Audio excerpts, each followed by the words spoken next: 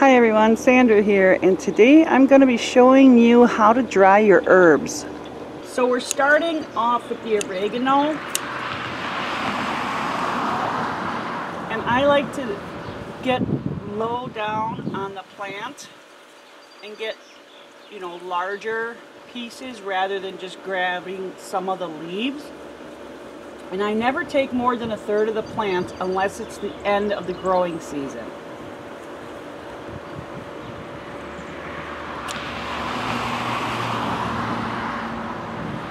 That's a good amount right there.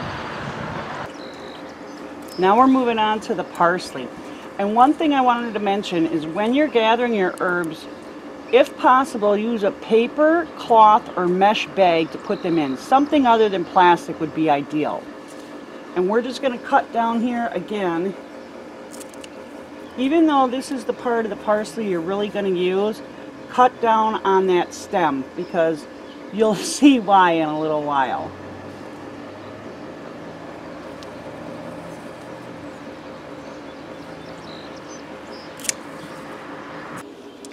And lastly, we have the basil here, and it smells and looks so beautiful. Here we go, about this size. If you can get them bigger, that's fine too. And I'm going underneath so that right away you don't notice a big difference in the shape or the look of the plant.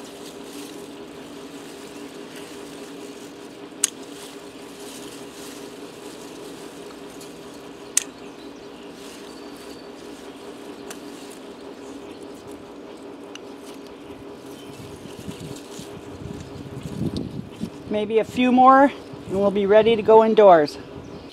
Alright, so once you have all your herbs cut, you're going to go ahead, bring them indoors, rinse them off, and then we're going to move on to how to dry them. Now with the paper bag, that is one obvious good way of drying your herbs. You just go ahead and put them in the bag, and then go ahead and close that bag up.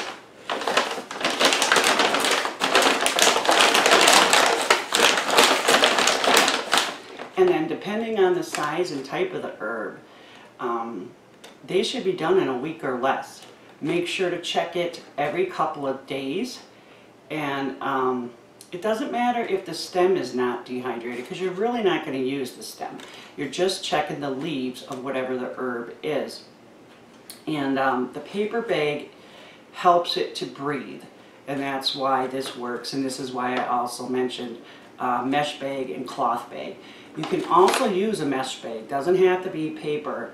The cloth bag will not dry out as quickly because the air circulation isn't as great because of that tight weave. You could use it, but I would highly suggest a paper bag or the mesh bag. And then another method you could use, which I like this one, but not everyone can do it, is once you have your stems together, once they're all cleaned up, you just would bunch them together here at the end and then tie some string around them. Make sure you leave it long enough, knot that off, and hang them. Wherever you have a spot to hang them, somewhere preferably, of course, that's up a little higher with drier air and good air circulation. So basically you don't want to hang this in your bathroom, high humidity and whatever, and probably not the basement unless you have a really dry basement. But a closet would work, a spare bedroom, your kitchen. And the kitchen would be great because you'd smell this. One thing I do recommend is if you are tying and hanging them up, I like to take a little paper napkin or paper towel and put it a hole in the center and drape it over the top like this before I hang it up. That way any kind of dust won't get on your herbs. And that way I feel the herbs dry even quicker than the paper bags, simply because they're in the open air and it's circulating around them, helping to dry them out that much quicker. And then the final way is using a dehydrator. Now the thing with the dehydrator, there's just a couple little tips I have for you with that. And I love using my dehydrator for herbs. Now this, if you have them on a big stem like this, they should be all right.